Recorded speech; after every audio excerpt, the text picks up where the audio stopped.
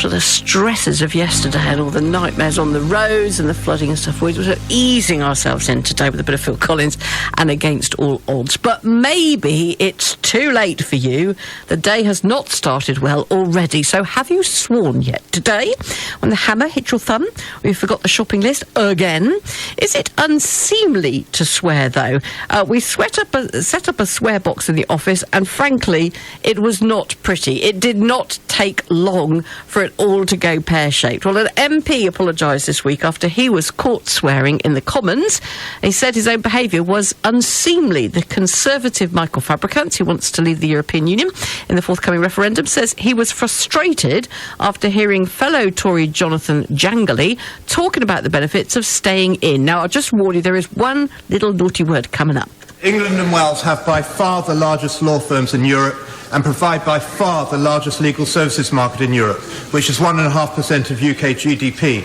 So does my right honourable friend not agree with most commercial law firms and the Law Society that up to 1.7 billion of annual legal services output could be lost following a Brexit? Oh, bollocks. Well, after turning the air blue, Mr Fabricant did apologise. Mr Speaker, may I personally apologise to you for inadvertently, perhaps, or through frustration, using an 8-letter word beginning with B and ending in CKS when a colleague of mine was raising yet another scare story about what a disaster it would be if we were to leave the European Union. It was unseemly. It was unseemly. Is it always unseemly then if you turn the air blue, if you've got a potty mouth?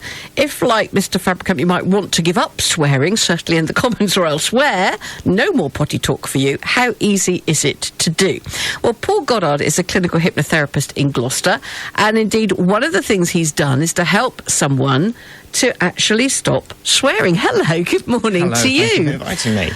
Is this something that you advertise that you could do, or did somebody come and out of the blue say, look, I need help? It's nothing I really advertise, but if anybody wants to be cured of anything or change a habit pattern, then if somebody really wants it to happen for them, then the human mind can achieve it just purely by a little bit of help from myself through hypnotherapy. But it would only really work with someone to change that habit pattern if the person really wanted to stop. Now, this lady has booked me before for various workshops and stuff that she's done. So she's got to know, like, and trust me because I've done my own workshops for her.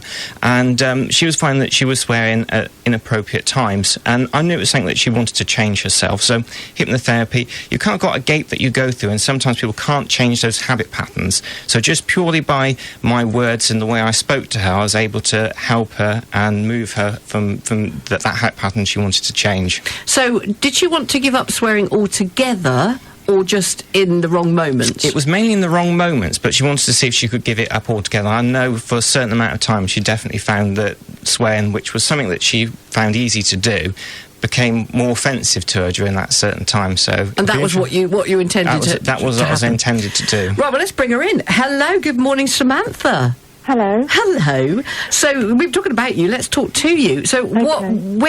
what stage were you at in your life when you decided that swearing had got too much for you? Well, what was happening was it was just becoming part of my daily dialogue, and being dropped into every sentence. And in my work, it was kind of inappropriate at times. So I needed to control it in my work situations, basically, because it became a habit. It wasn't even, it wasn't done for impact like some swearing can be done. It was just done out of habit, basically, and wanted to shake the habit. So were you finding that you were sort of jolting inside yourself at what you were saying, or were you seeing reaction from other people?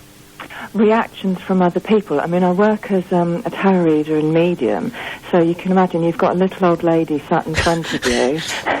Right. And my human side kicks in, and, So did you want to give up altogether then, really? I certainly wanted to give up when it's not appropriate, and I am still like that now. It's brilliant. Really? Yeah. So, when we heard what Paul said he did, how did it sort of come about for you then? What did you get out of it? Well, out of the actual experience of having it done? Yeah. It was quite funny, actually. I look back, I don't know if I've relayed this to Paul. I can remember coming out of the hypnotherapy state, And Paul is sat there talking to me about swearing. And I can remember, you know, when you have a conversation going on in your head while you're listening to someone, and I can remember in my head thinking, what is his problem? Why is he obsessed with swearing? I found it really offensive that, in a way, that he was obsessed with swearing in his conversations with me. It's like, what? Why does he keep talking to me about swearing? That's what it was like. So when you then left and got on with normal life and somebody, presumably you heard somebody else swear, what was going on in your mind when you heard that? I just didn't think it's not necessary. So it was kind of uncomfortable for you, was it? A little bit, yeah, which is good, because it's good to be on the receiving end of that, really, having been the one that was dishing it out for so long. So do you not swear at all now?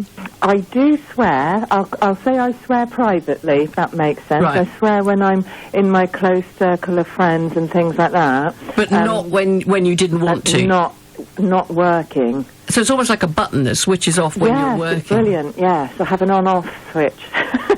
And but if you get frustrated then in a work situation, what do you do now instead to sort of clear that, purge yourself?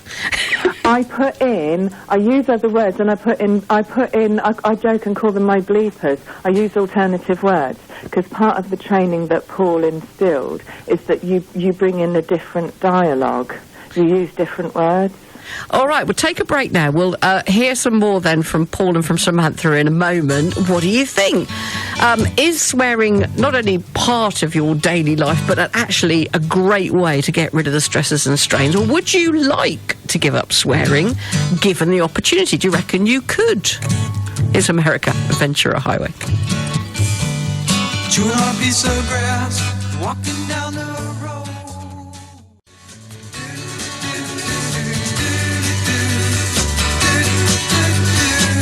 America and Ventura Highway. So we're discussing swearing today. It was after an MP had to apologise this week after he was caught swearing in the Commons, saying his behaviour was unseemly. And it made me wonder that, are there times in your life when you would really say, I just don't want to swear, but I find myself doing it anyway? Or are you around people where you're frankly offended by the language, but you don't know sort of where to start with this one? If you had the opportunity to stop swearing, would you do it? Would you go for that and go through it? Maybe you've tried. How did that work out for you? We'll be discussing that further now. On the M5. On DAB Digital Radio. And 104.7 FM. This is BBC Radio Gloucestershire.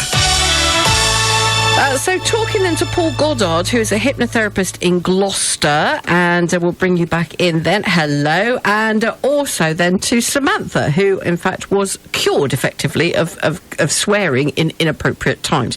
So Paul, just explain then, because you had to think about this in a particular way, because actually, as Samantha said there were times in private life when she did want to be able to let rip if she needed to. I think that was the main thing we were discussing, but she wanted to break the habit of swearing, as you said, and we just heard, in front of a lady who was coming for a reading for her. So, I mean, the way I thought about doing it, when I have a client, I have no idea what I'm going to do to them when they come in. But my idea was, first of all, to get her to over-swear at times so it becomes uncomfortable and she becomes more aware of the habit of it. But in the end, I decided to actually, whilst I was in front of her, having the consultation, having the pre-hypnosis, to swear as much as I can and talk about being uncomfortable. And it's not usually when I have a hypnotherapy session that I start swearing in front of somebody, but that she could see that I was uncomfortable doing that, and that would kind of then lead on to her feeling uncomfortable at swearing at inappropriate times. And then I went into the hypnosis session, adding more and putting more suggestions in that, when it's appropriate to swear, when it's not appropriate to swear. And was that one session, or does it have was just one session? Yeah.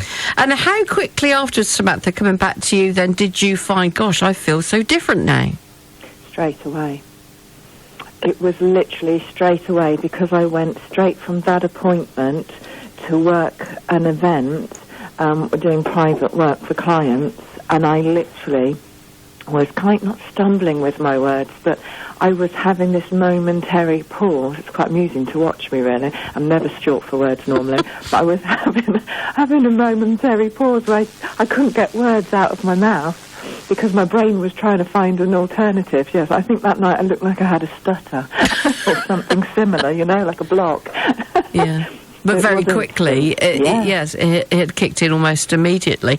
Here's the thing, though, Paul, that surely it's good for your health in some instances. I mean, to just get it out in whatever way works for you. Maybe it's hitting a desk, but for some people, or for quite a lot of people, it's swearing. It certainly is, and I think just to relieve a bit of tension, swearing can be appropriate if it's done in the appropriate time, and it helps to relieve. I mean, there's been great research done that actually swearing will help somebody if they're in pain and discomfort. Like, I went to a talk once, and a lady, she was actually caught on Helicopter Heroes, and she was a hypnotherapist and NLP master practitioner, and she broke a leg in quite a horrible way, and when the doctors came to her and the helicopter had arrived, they asked, how, at 1 to 10, and you could actually tell by on the TV it looked really uncomfortable. Yeah, it was definitely a 9. And she just said that, she was a 3, and she put that down purely that when nobody was there, she was just swearing, but in a very much sort of like almost a mantra type way, just saying every single swear word she could think of over and over again, and it distracted her from it, and it was a relief to her at the time. So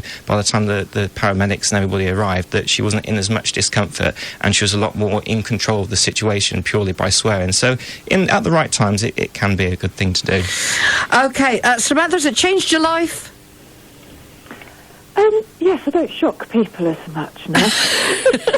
That's good enough. Nice to meet you both. Thank you very much to Samantha and to Paul Goddard, then, a hypnotherapist from Gloucester. Go, girls. Have you tried to give up swearing? Has it gone for you?